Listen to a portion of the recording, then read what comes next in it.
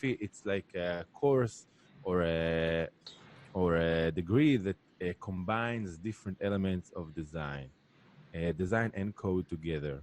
Um, and I became somewhat of a multidisciplinary artist, and and that's it. So I started as an employee. I actually worked at one of my lecturers. Okay, my first job after school, one of my lecturers called me and asked me if I want to work for him, and apparently his office was inside his house. So whenever I used to come, like you come to his house, and sometimes he asks you to walk his dog, or sometimes he, whatever, like. So it was really funny because you come into his house. Sometimes his daughter, like coming back from school, and whatever you like, you talk to her in the kitchen because you're making your lunch, at his kitchen, and it was really actually really funny. And I think it's a microcosmos of Israel, and the fact that businesses here doesn't look anything like businesses. I think I never lived in any other place, but I think businesses in Israel are really like you just open a business. It's like pretty easy. So a lot of people do it without the proper knowledge, or without the proper I don't know, means, or without like a deep thought. That's it. So this was my first job, and it was like in Beersheba, which is the south of Israel. And after that, I met my future wife. Then she was my girlfriend, and she was from like she studied electrical engineering, and she was working in Tel Aviv, which is where all the companies actually, like Tel Aviv is a small Silicon Valley place. So a lot of like startups and stuff like that choose to do their business in Tel Aviv.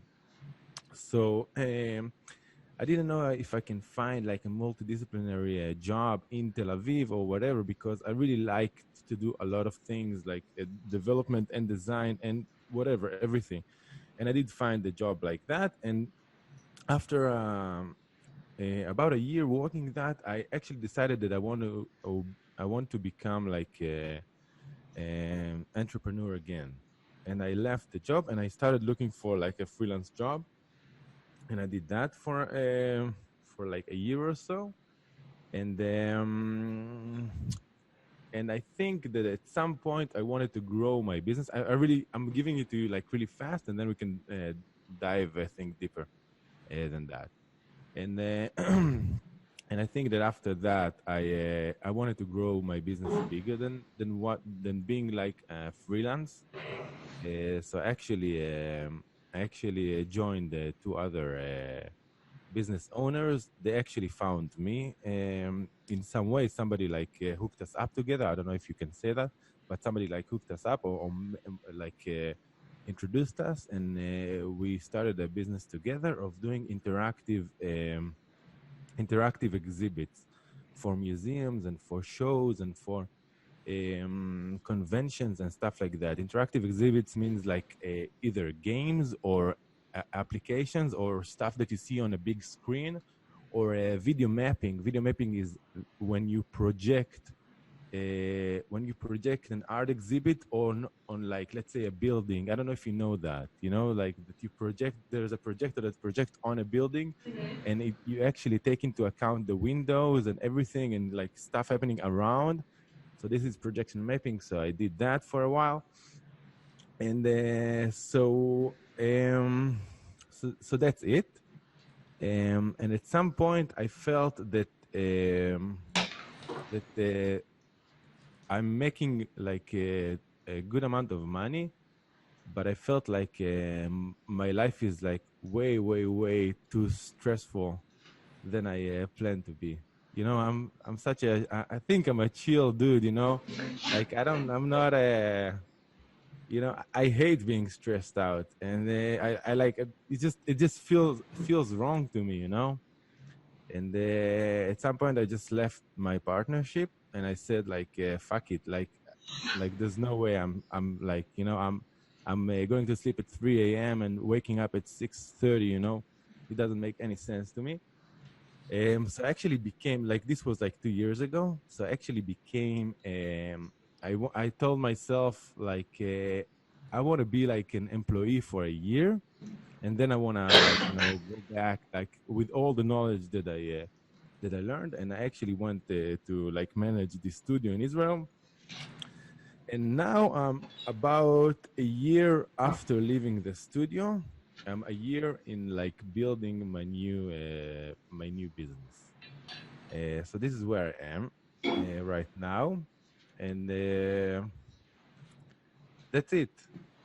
I think I don't know, like um, So tell us actually pretty. about the business. What do you exactly do? They looked at your website. Yeah, it's funny because I'm actually pretty nervous, and it's funny because I teach quite a bit. I teach at a college of engineering and design, and I don't get stressed out, like, never.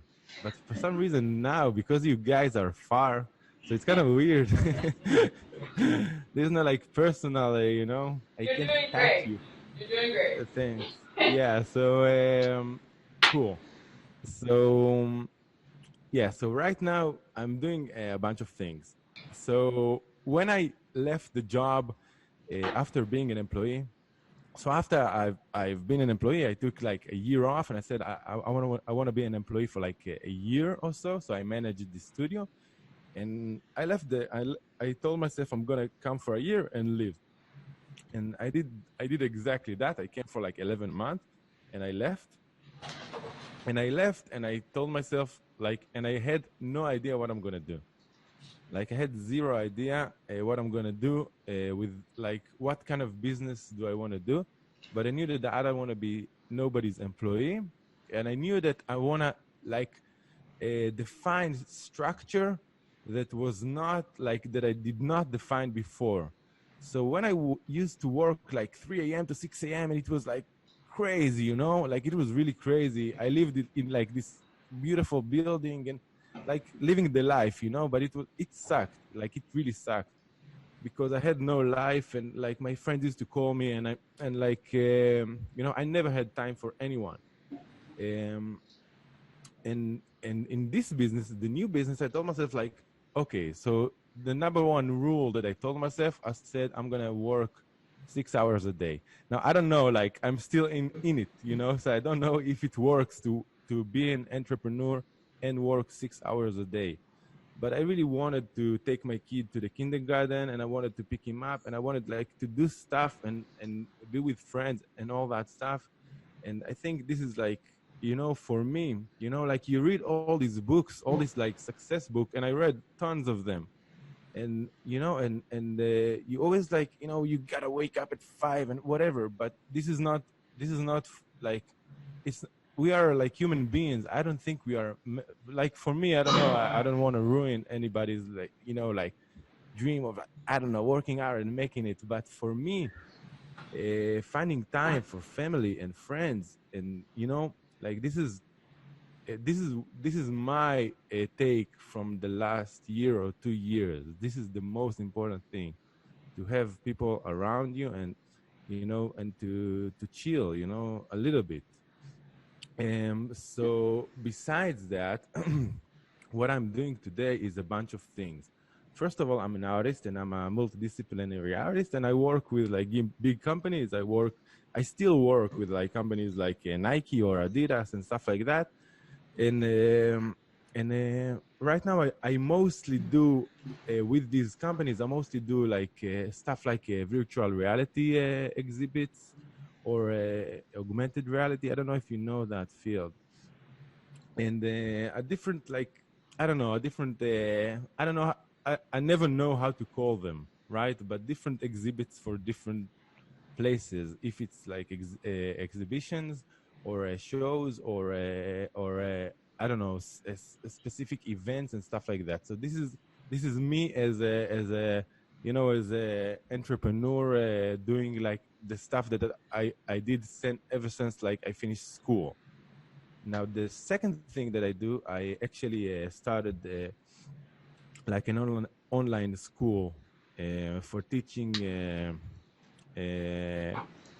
For teaching like artists how to be, like like better artists, because while you guys have Udemy and all the places that you can study in English, like people in Israel doesn't have access to all that stuff. So we don't have a lot of access to online material as much as you guys do. Like I keep uploading stuff to YouTube, and I have like, I don't know, 30 videos or whatever. And it's funny because the videos I do in Hebrew, they have like 100 views, 300 views, 500 views. And the videos I do in English, so I have one with like 100,000, almost 100,000 views. And I have like, it's, like there's so much more market like outside of Israel. But I think, that the market in Israel is like really small, but it actually needs it more because we don't have, we don't have options, So I think that teaching like online courses in Hebrew, although it's like counterintuitive because we're such a small country, I think this is something that needs to happen, and for different reasons, from the business side and from the side of just bringing knowledge to the country more. So this is how I see it. That's it for that. Do you guys have any questions? I have a question about your business because I saw you have clients like Motorola, Kia. You mentioned Nike. How do you get the clients? How do they find you? Because you're such a small business. Yeah. So basically, working with big companies for me kind of suck, and I'll explain why. When you work with a big company, you usually don't work with the company.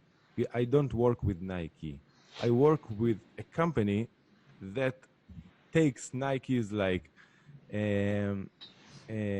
business, or if we're doing it for an event or whatever, for I don't know, like for stuff like that. So they usually have a company that manages their like like their business. So you work with them, and what happens is you work with the project managers, and you work with the producers, and you work with people that not necessarily are the client.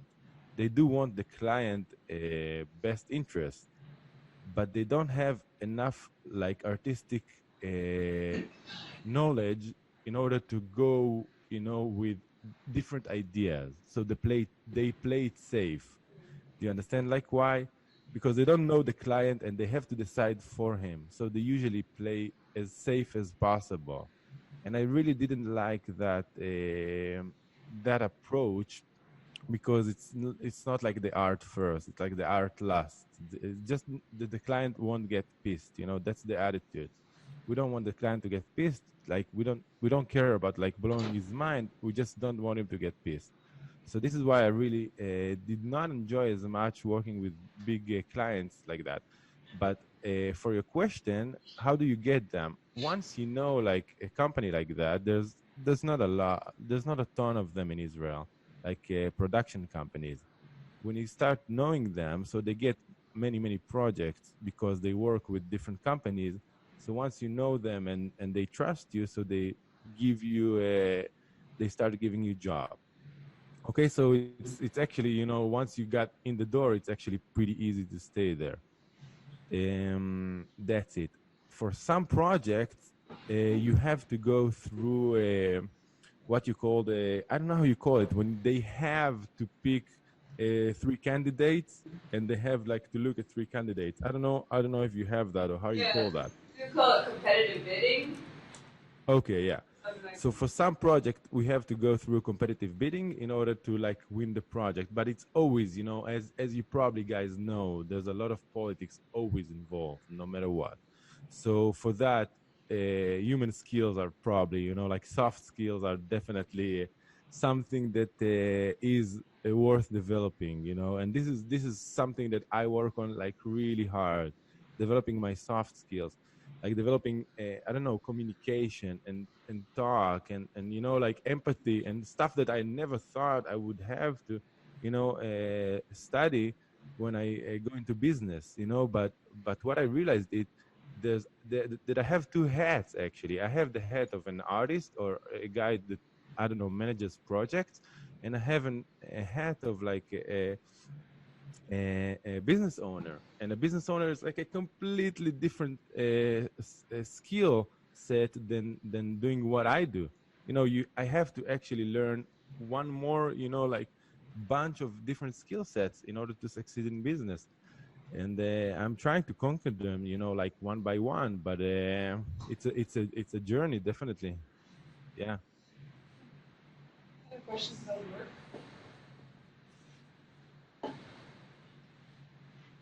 Can you, there may be more questions as we go forward, but can you talk about going into the military and what that's like? I know that was a long time ago, but talk about how your experience, what you did, whether that prepared you, that type of Yeah, sure. So basically, you probably guys know that everybody in Israel goes to the military when we turn 18. So basically, we have SATs, right? Like the final tests, like you guys probably have. And my recruitment was 3 weeks after my last SAT. Okay, so I really didn't have time to do all the whole other stuff. And one more thing you said about like that being like long time ago, yeah, it was, but you do reserve. Okay, so I don't know if you guys know about reserve, but in Israel, at least, you go to the military for 3 years, and after that, every year you go into 1 month of military service until you, depends on the year, but until you're like 40 or so. Okay, so basically, like you're growing old and you got a belly and whatever, but you still like once a year for like a month or whatever, you have to take a gun and actually remember how to use it. And it's crazy, like, and you have to run. It's really, it's funny, because like you're like a kid again in some way, but it's definitely not a kid in a different way. But it's funny because suddenly you have like a commander and all that stuff, and you like, some of these guys are already like, like big shots or whatever, and suddenly like this, the commander is like screaming at you or whatever. So it's actually funny being in reserve. um and yeah, actually like 4 years ago, there was a big operation that Israel got into Gaza. I'm not going to go into politics because there's like two sides of everything. But as a soldier, you probably like you do what you are being told. So so it's funny because they actually gave me because I'm like relatively tall, whatever, 6'1", and so they gave me a big like a machine gun. And it's funny because like when you're 30, it was like a few years ago when I was out of shape. So to take a machine gun is like really heavy. So there was an operation, and we actually we went inside of Gaza. And this was my first time inside of Gaza. Like back in 87, before the first Intifada started. So Gaza was like a friendly place, and my parents grew up like, and like when I was like a little kid. So Gaza used to be a friendly place that my parents went to eat like went there to eat like hummus and stuff like that, and they were like super friendly. And something really changed ever since, like something started like bubbling, and ever since it like from 87, it just didn't come down like it. So basically right now Gaza is like for us is like the my parents' house is about 6 kilometers from Gaza, but it couldn't be like further away, and like the state of mind of there is no access for us to Gaza. And so in the military, in this operation, I had to go into Gaza. We all got into Gaza because there was like a big operation of whatever. I don't even know what was the point. But that was it. Oh, there was a bunch of tunnels that gave the Israeli government like an excuse to go into Gaza. Um, so we went there, and and I remember this one time inside. I was not in the city. I was like right outside of the city. So they like the Hamas, they know you are there like pretty fast because you're like a big group of soldiers, and they know you are there like really, like it doesn't take long for them to realize you're there. And at some point they started shooting at us, I don't know how you call that, mortars, I think. Mortar, is that a Yeah, word? I think so. Yeah, yeah. Yeah. So they started shooting mortars at us, and that was like one night. And in the second night, um, there was a sniper that was shooting at us, and it was crazy, like because for me, when I was in the army, like in my like regular service, I did not encounter like anything like that. I served in a bomb disposal unit. I don't know how you call that. Um, um, but in my reserve, like a few years ago, yeah. So we got to the point like where we're inside of Gaza, and at some point there was this sniper shooting at us, and I remember what the fuck, like I'm 30 something. I don't need that in my life right now. Like it doesn't make sense. Like nobody sees him because he's like so far away, like, and we are like just whatever, like sitting ducks or whatever. So at some point they asked me to go because I was with a machine gun to go like somewhere like to be like super exposed and like try to like shoot at the trees basically or whatever. Just to I don't I don't even know, like the, sometimes the logic, it doesn't make sense, but whatever. And yes, I went there and shot just at the trees, like. But apparently, after like a minute or so, I was laying on like the sand dune, and a minute or so, I just saw like like a big sand like flying, and I heard like an explosion. He had like exploding bullets. I didn't even know these exist, but he had some sort of exploding bullets, and actually shot and like missed me by I don't know like a few inches. It was crazy. So apparently he was from the other side. I was shooting at like the completely wrong side, and yeah. It happens, like it's crazy, and this story actually, it turns a little sad because at this evening, like we left this place, and another group of soldiers came after us, and I think he got one of the soldiers. I don't think he's dead, but like he was not dead, but he was injured.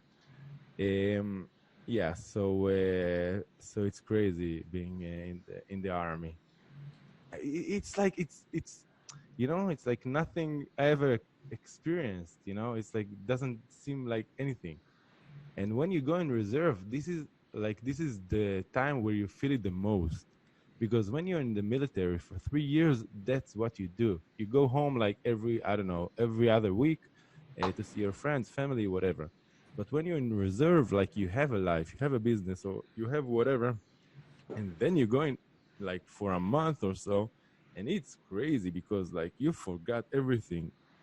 So this is a really like messed up like situation, like basically like whatever, like yeah. How do if people have to leave their jobs for a month? How do employers handle that? What system do they have to accommodate the reserves? Well, it's kind of similar to being pregnant, I guess. For so it's like evens out, at some weird because basically they have they cannot fire you like they cannot fire you like when you get pregnant or whatever, and they have to give you a certain amount of they pay you, and the amount they pay you is according to the last 3 months of your salary. Okay, so basically, it's just something that is like and like entangled with the country. Like it's like easy for us to. It's a solvable thing. Just yeah. Any more questions, guys? Zero, eh? Is it interesting at all? Yeah, sure. Yeah. Yeah. They're just being shy. Go ahead, Chris. So, Oh, cool. Yeah, yeah. Shy is okay. Like as long as it's not like boring. Because yeah, Don't worry. cool. do you think Yeah. that everyone having to serve in the military makes you more patriotic and more in support of your country, or the opposite? Like, does it make you question your country more? Can I hear it again? Like, Sorry, where the microphones are up there. So, do you think being in the military makes you like a patriot and more support of Israel, or does it do the opposite, make you question how everything works? I think it depends on your experience. Some people experience like stuff that are just not right. So I guess if your backbone, or how you say, if your like your ethics are in the right place, so if you see something that is not right, it will make you like like think of it as a wrong thing to do. But if you're like if you're caught up in it, so it actually makes you, well, I should explain it better. But basically it depends on how did you come to the army. I think that's what I think, like who you were before. Because you can be like super pro-Israel after being in the army, and you can be super against it after being in the army. It all depends on how you look at it. Because definitely a lot of the stuff that Israel does is wrong, but a lot of stuff is right, and a lot of like the it's like such a complex issue that there's definitely not one answer.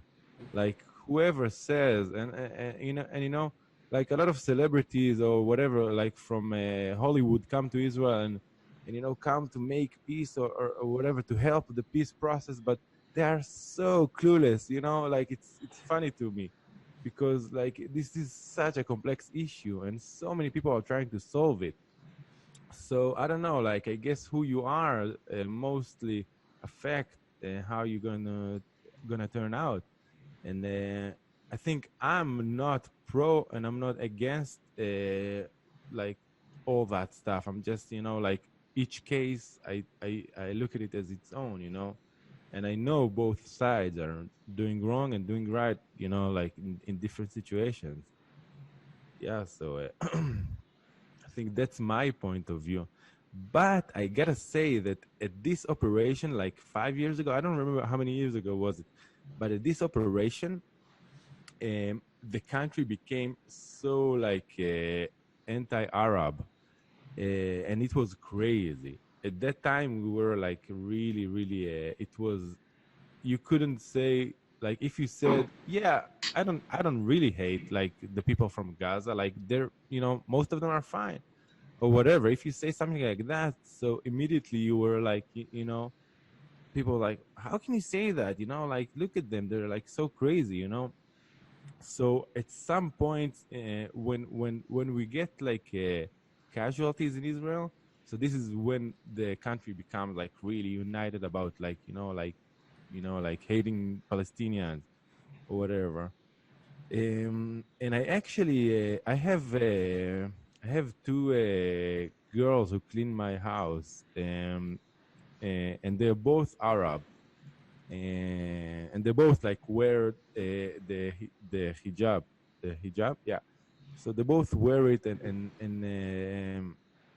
and she was telling me like we are like we have a good relationship. So she was like, one of them was telling me that at the time, like when like stuff is happening, like bombing Israel, or when there's rockets getting shot at Israel or stuff like that, she says she's like she's getting a lot of like like bad attitude from people at some points. Like she told me she went to this super like market thing when the war, like when the operation was like 5 years ago, and one woman was behind her, and she was telling the cashier like what do you give her, like why do you service her or whatever. And I think for them, for Arabs who live inside Israel, I think it is like sometimes it's the worst. You know, it's worse than being an Israeli, and it's worse than being Palestinian, because you have no, you know, you don't belong anywhere sometimes, you know. And it always sucks, you know, for people that doesn't, you know, they have no country of their own, you know. So we have it like easier than some people who and you know, we don't always like pay attention to it, you know. I don't know, like it's hard to it's hard to stay humane all the time. The media that you know, like the media, well, you mostly, like, I'm Israeli, so the media I'm going to listen to is from Israel, and Palestinians are going to listen to their radio and whatever. So basically everybody is biased, and it's really hard to see the other side when all you hear is one side. So I don't know, like, yeah, I don't know if I have like a point, but it's something that really bothers me, that, you know, we are all so biased. Yeah. Yeah, So we appreciate those comments a lot. Do you have other questions right now? Um, cool. so I have some other questions, of course. Yeah, Um, yeah, sure. Can you? So you talked a little bit about how you don't want to do that high stress lifestyle. Yeah. And when I was there, I did notice that it is very family oriented. People like to hang out and chill a lot. Do you? And how? What is it like living in a state where there's like potentially war could come at any time? Do you feel like people compartmentalize and focus more on family than other cultures, or how do people handle that when there's ongoing conflict? I think it doesn't have a lot to do with the family oriented culture that we have. I think what creates the family oriented culture that we have is our origins, or some people's origin, because Israel is a really diverse place. So I think that you know, a lot of people came from Morocco or Egypt or places like that, where family like is, you know, is like, it's like a commune almost, you know. Like for my cleaner ladies, I don't know how you call them. Do you have a name for them? So the cleaner ladies that clean my house, so they like, if they have a guest, so first of all, their culture does not allow them to kick the guest out. So I remember that my dad used to have like employees from Gaza, and one of the employees said, "Oh, my wife family came to the house, and they're like here for like a month or so." They actually stayed in his house for like a month, and he couldn't kick him out. So you know, like I don't have it like as much in my culture, but a lot of Israelis came from like, you know, like from places like the Middle East or different places of, or where like the family is stronger than in other places. My wife is from Poland originally. You know that Israel is like, everybody's from different place, you know. So my wife originally is from Poland, and they are not as welcoming as my family, you know. My mom, for example, no matter what, like if you like you, hey mom, like I'm on my way, can I, like I want to come with, I don't know, my wife and my kid, whatever. So yeah, of course, you know, she will make food and everything, and this is in her culture. She's from Yemen originally. But I remember my wife's mom, we were like around her house, you know, she lives like an hour and a half from us, and we were like, hey, yeah, we wanna just, you know, like join for uh, lunch or whatever. And she's like, oh no, the house is a mess, you know, you can't come. And like, it would never in a million years, my mom would never say that. So I guess the Western culture doesn't have as much as the, you know, like Mediterranean culture or the like the Middle Eastern culture of like hospitality, and Israel is in that. Israel is a mix, so we have both. And I think the tradition actually, even people that did not have tradition, I don't know, before, I think they adopted it because it's such a beautiful thing, you know. It is like it's amazing, like, you know. And you guys have like holidays, so you know how it's like being like with family and all that stuff. So it's actually like really a good thing. Yeah, so I don't think it's about like war and stuff like that. And if I'm talking a second about war and all that stuff, and do we feel like, you know, maybe we have more businesses because we feel like, you know, it might be our last day or whatever, so we do, you know. I don't know if this is something that that like the fact that we have like existential like threat all around us. I don't know if this is the fact that Israel has so many businesses. It might have to do with it. I don't know. Like, I don't know if it can be studied at all, but it might have something to do with it. But I'll tell you that we don't feel it every day, you know. We don't feel it. We don't think about it as much. It's, you know, it's somewhere in the back of our mind, you know. So we don't always think about the fact that, I don't know, there can be a war starting. Um, I think most people are like that, you know. They're not aware of something until it's like there. Um, yeah. Any more like questions? Um, Oh my god. I'll throw one wait. out for. Okay, go ahead. Okay. Yeah, what? Yeah, we got some. Yes. We got some questions. Good. Go ahead. Why don't you go? Do you need like a lot of money to start a business out there? Like, you need how much money do you need to like really start a business? It's a good question. Can I also piggyback on that, which is like, does the government provide support for businesses? So talk to us a little bit about the process and how much money you need. Mm, as somebody who comes from technology, I don't know if I have like the answer because I never taken like a government loan or stuff like that. And because I'm with technology, so all I need is my laptop basically, and Upwork, if you guys know Upwork. Um, so I don't know if I'm qualified to answer that about how much money do you need. And I know that for me, I need my time mostly to start a business, and like all the businesses that I'm doing now are basically my time and my partner's time. So I started like this online course website, which today basically was like the first day of like selling one of the courses. Um, so so basically we just spending time, you know, time on building like the campaign, and time to build the website, and time to think about, you know, like what we want to do and goals and all that stuff. So I wouldn't know anything about like, you know, like how the government helps, because I really don't know anything about that. This is like for my a question for my accountant.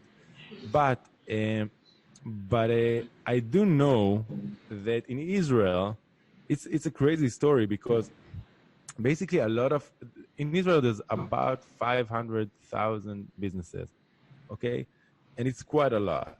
It's like really a huge number.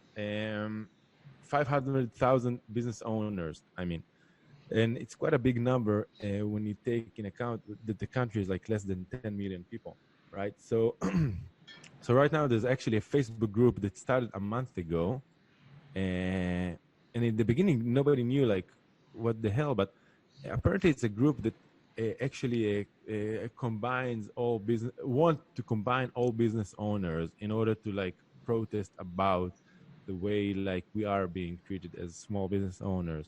And I think the Israeli government is not very pro business, small businesses. And I know it's like something that happens all around the world, like the big companies are taking over like the small companies, and it makes financial sense in a way. But this is so this Facebook group, it started about a month ago, and it has 130,000 people today, which is like unheard of in Israeli. I don't know. You guys are from abroad, so I guess you have more people. But for us to have a in a month 130,000 a small business owner out of 500,000, it means there is an issue there. There is like a really big issue, and the fact that people are gathering now as small business owners means that something is not working right for small businesses. And I know the stats of like most like 90% of businesses close after like a year or 2 years, but I don't know if this number is true or not. But I know that it is hard, like doing business in Israel. The fact that we're doing so many businesses does not, by any means, mean that it's easy to make businesses in Israel, because it's not. Yeah, it's just our attitude, and yeah, we just don't play it safe as much. And I've been all around, like Kerry knows that I've been like in the United States many times, and my brother lives in Canada and all that stuff. So I've been around a lot, and I think Israelis doesn't play safe as much as as other countries that I've been in. We don't play it safe for some reason. I don't know if I pinpointed the reason why yet. If it's like the economy, if it's like the political issues or stuff like that. But we definitely take more risks in life, I think, in general. You know.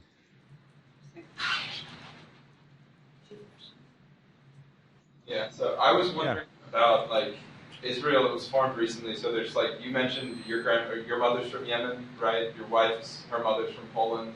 Yeah. It's all My the- dad is Greek, actually. Okay, so you have like all these different cultures in Israel. How does that impact Israel's culture and identity? I think we have the best food in the world.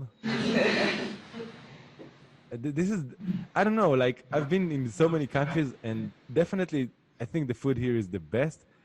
And the fact, like the reason is that we take all the food from everybody. Like we don't invent any food, like whatsoever. Like we didn't invent hummus or whatever. Like it's not ours, but we actually take everything and we do a lot of fusion food. So a lot of restaurants in Israel, especially in Tel Aviv restaurants are incredible. And so a lot of them are fusion. So you don't like, it can be a hummus with I don't know, like whatever, like stuff that you guys eat on your holidays. So basically the chefs are here are way crazier. And it actually, if you look at it from like a broader view, it's really what happens not just in food, in everything. We just take risk and we merge a lot of things, and we like a melting pot of everything. So you see it in everything, I think. This fact. You see it like in business, and you see it in food, and you see it in the music that we hear and the music that we produce. Everything in Israel is like very diverse, and I think it makes us a pretty rich country. I don't know, or a country of people who steal other countries' culture. I don't know, like however you want to look at it. Yeah, yeah. Behind. Yeah, you said that there's 500,000 businesses, but 10 million people. Do most of the businesses conduct like internationally or sell online? So most businesses are definitely not startups by definition. Most of them are like physical businesses, But Israel is a startup nation, and I actually have a bunch of friends who like made an exit. This is how you call it, also, made an exit. So I have a bunch of them, which is crazy. But it's definitely not the majority of people. Most business owners are, like retail, like I don't know how you call the physical stores, like all the small stores. And I think they get hurt the most from a lot of the things that's happening in the country. But if we're looking at a startup, like my wife works at Wix. Wix is like a website building service. So my wife works there, and definitely like startups never look at Israel as a business option. we look, first of all, definitely we look at the United States as a business option, but I don't know, like um, there's a lot of talk about, I don't know, about China and about Japan and doing businesses there. And I think the fact that we are such a small country and we can't do big business inside of Israel, it makes us more like open to different places in the world to do businesses there. Me and my wife just bought a house in Thailand, in Kopangan, Cool. which is crazy. I never thought I'm going to own a house in Kopangan. It's actually being built right now. Um, and, um, and it's crazy. And I think the fact that we are such a small country, so we don't have a lot of options. So we think we think different, venues and stuff like that. And I think for Americans, a lot of the books that I read and stuff like that, they are like Americans, or the movies that I see, like all the movies are happening in the United States. Like, like all the, like Independence Day, whatever, like all the movies that are like, that aliens come and World? take over everything is United States. For one shot, you see like Arab people waving or whatever to the alien, but nothing more than that. Like everything happens in the United States. Like it's funny how you guys are, like it's not you guys, but how like Americans are, they are like a unit of their own, and we are not. We don't have that. We are too small of a country to have everything inside. So we have to look outside. And I think it might be an advantage because we look not only to United States, but we look to all the markets. We have everything open to us, I guess. So it might be an advantage. You know, yeah, Um, what does yeah. what does your typical day look like? Let me go over my Google Calendar. I'll tell you exactly. Okay, yeah. So today was okay. I'll tell you about today, and then we'll maybe. So today I actually had a meeting. So I was supposed. Do you know Alexa? Yeah. Like, Yeah. yeah. So I have a bunch of these in my house, and I woke up at like 8 or something. I take my kid every other day to the kindergarten. On Thursdays, I don't. So my wife does, and this is the day that I allow myself to sleep late. So I woke up at like 8:30, but then I told my Alexa, wake me up in like 30 minutes or so, but I didn't wake up for some reason, I don't know, and then I woke up at like 9:30, and I had a meeting in Tel Aviv at 10:30, and I would so I like really rushed it, whatever, like really like. Try to rush it, and I do workout in virtual reality. So I work out every day in virtual reality. I play boxing, and it's really cool. So I did that, and then I drove to Tel Aviv, and I met with my friend, which we which we working on a new business right now, and the business is for people who. Okay, so I worked with a lot of companies, and I always worked remotely. So basically, you get a brief or whatever, and you have to work on whatever the brief is, and then you send them the files or whatever, or you send them a video of what you did, and they give you like like comments, and then you fix it or whatever. And from time to time, you meet. And I decided I don't want to work remotely ever again. I just hate it. Like there's so much stuff that goes wrong when working remotely.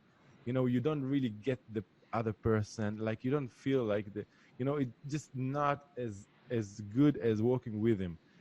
So me and my friend are actually opening a company of working only with, like a company of like design and media, basically, Facebook marketing, all that stuff, but working only with businesses. So you come to a company for like a day and you work with them and you guide them and like really like close working. So we are working on it now. So we met for about like 2 or 3 hours. And then I went home and I recorded a video for my Facebook group. I started a Facebook group. So I'm working on that. I'm trying to maintain it. And what else did I do today? And then I took my kid because my wife was late from work. She was supposed to pick him up. I don't know, and I did a bunch of other work stuff. We launched a course today, so I had to do a bunch of stuff like that, and I fixed the syllabus of the course because it wasn't perfect, and a bunch of other stuff. But every day looks completely different. No day looks alike to me. Like nothing looks like the other day or whatever. Because I don't know. I'm doing quite a bit, but I don't know. Like it's really I think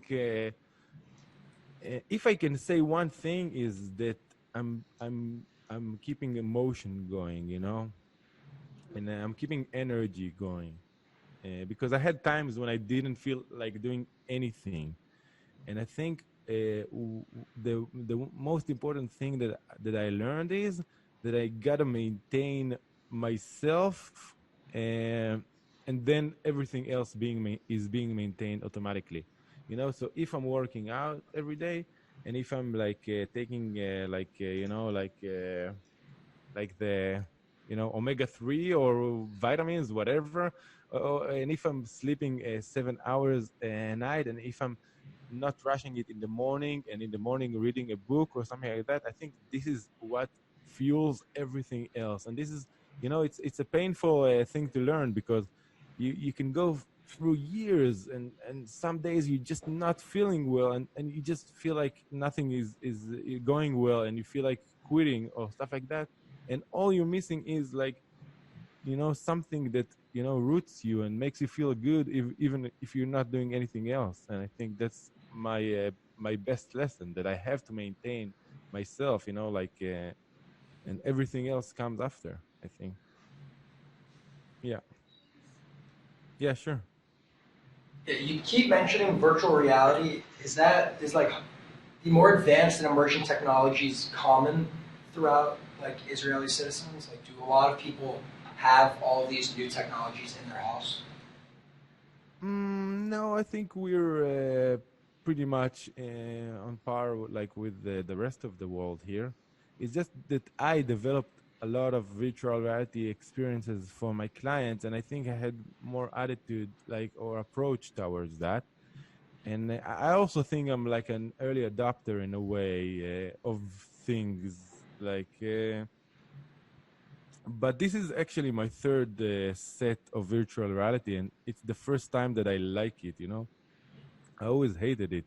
I always wanted it to be really cool, but it never was. Uh, like virtual reality made a comeback in 2012, and ever since, it's improving exponentially. And right now, it got to the point where it's actually amazing. You really you are in a different reality, and it's incredible. And it's just the beginning. It's if you compare it, I don't know, with what it's gonna be in 20 years. So it's really crazy.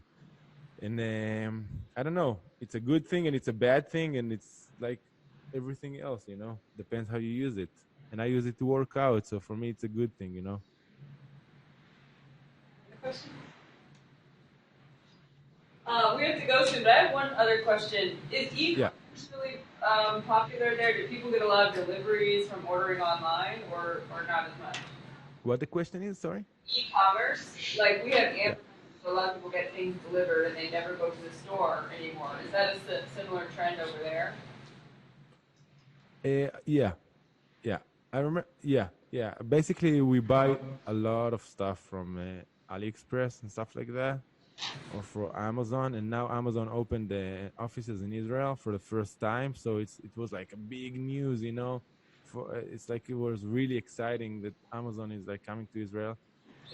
But we definitely used to order stuff before. I used to be at a point where I had 7 things on the way towards my house at any given point. Right. I kind of stopped that for for some reason. I don't know. Um, but we are big on that. Yeah, because the prices are in Israel are heavily stuff is heavily taxed. So prices in Israel are much higher than the United States, especially in electronics and stuff like that.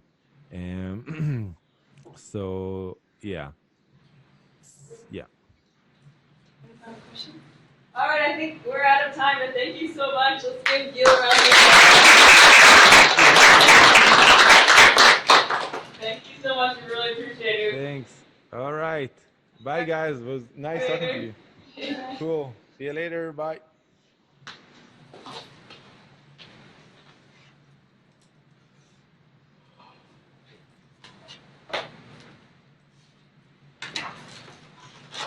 All right, any thoughts, comments? What's the time difference? 7 hours is about 9. Is it? Yeah. So, okay, so it's, 9:30. he's It's 10 now. Or it's 10:15. 3 plus 9. Yeah. So 9 hours. No, 3 plus 7, 10. Yeah. All right, so you're all anxious to get out of here, so I will give one more comment. I had one comment. Yeah. It was very much like we talked about how they're very frontward in how they're thinking, Mm-hmm. and it just kind of showed. Yeah, he was pretty open. Yeah. I'm really glad that he gave the perspective of the Arab women that he knows.